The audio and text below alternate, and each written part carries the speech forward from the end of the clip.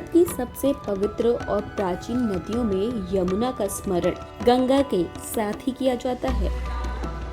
इन नदियों के किनारे भारतीय संस्कृति का जन्म हुआ और विकास भी। यमुना केवल नदी नहीं है, इसकी परंपरा में प्रेरणा, जीवन और दिव्य भाव समाहित है। यमुना नदी को जमुना नदी के नाम से भी जाना जाता है।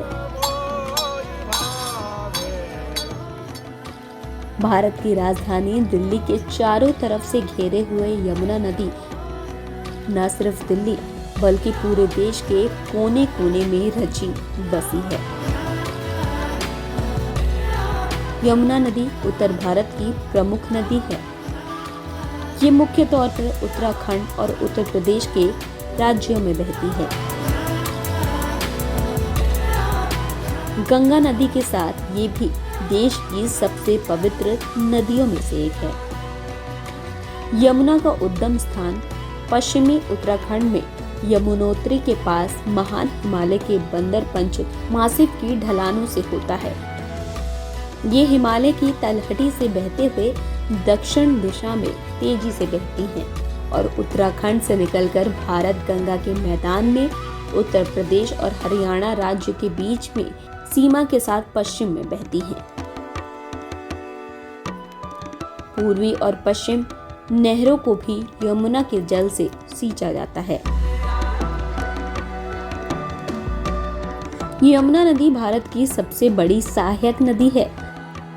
गंगा नदी बेसिन की दूसरी सबसे बड़ी सहायक नदी है। यमुना नदी का उद्गम यमुनोत्री ग्लेशियर में करीबन 20,955 फीट की ऊंचाई पर होता है, जो बंदर पंच में स्थित है। धार्मिक मान्यताओं की बात की जाए तो यमुना नदी से होकर ही कृष्ण के पिता वासुदेव ने नवजात श्री कृष्ण को एक टोकरी में रखकर मथुरा से गोकुल तक उनके पालक पिता तक पहुंचाया था। एक धार्मिक मान्यता के अनुसार कृष्ण के बचपन के दिनों में यमुना नदी जहरीली थी, क्योंकि यमुना नदी के बीच कालिया नाम का एक 5 सिर वाला सांप रहता था, जो नहीं चाहता था कि मनुष्य यमुना के पानी का सेवन करे। श्री कृष्ण ने बचपन में ही जहरीली नदियों में छलांग लगा दी और कालिया सर्प से युद्ध कर युद्ध जीत लिया था।